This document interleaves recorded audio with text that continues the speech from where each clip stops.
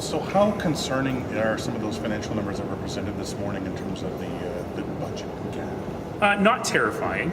Over the last several years, we've done really good work on helping eliminate some of the structural problems in our budget, both on the capital and on the operating side.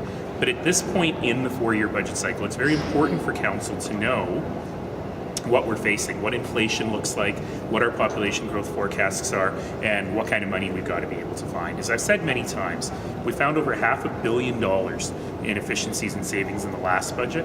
We will keep finding savings, but at some point you've got to be able to grow again.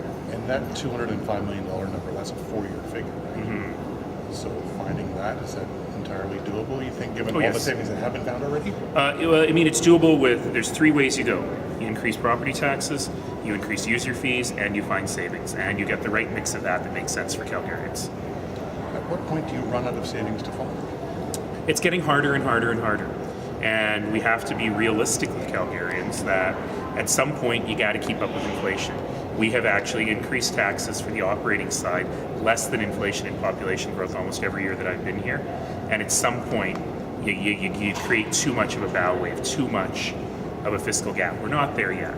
But this four-year budget cycle will be a good chance for us to address that. Do you know what last year's surplus was? Oh, I just saw it. It's in tomorrow's year-end accountability report for PFC. I want to say in the $17 million range, better than we thought. And where does that money go? How does that get used? Some of it goes into the budget savings account. Some of it goes back into our rainy day fund that we have been taking a lot of money out of through this economic downturn. So that's not a bad thing. Gotta wrap it up. What shape is the rainy day fund in? Good. The rainy day fund is meant for a rainy day, and it's been raining. So I've been very supportive of using that money for things like short-term tax relief for businesses, like the creation of the Economic Development Investment Fund. And the good news is that our budget, unlike most budgets of Canadian governments, remains healthy. We don't run a deficit, and those small yearly surpluses that we run help keep our cash in good shape. So I think that the City of Calgary's fiscal and financial management is probably the best of any government in the country. And because in the past you've said there have been references to economic downturns kind of take a while to catch up to the city in terms of how it impacts revenues and things like that. So what kind of a budget are you anticipating we're going to see this fall? Not the four-year picture, but in terms of 2019. Part of that comes in with what the provincial government does in their budget coming up tomorrow.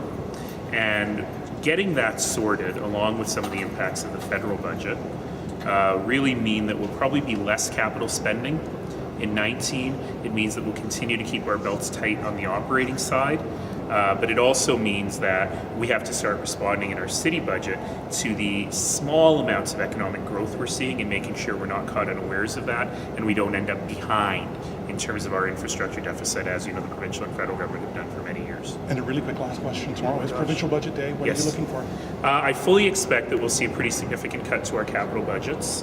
Hopefully it won't be devastating. Hopefully it won't mean we'll have to cancel projects that Calgarians really need.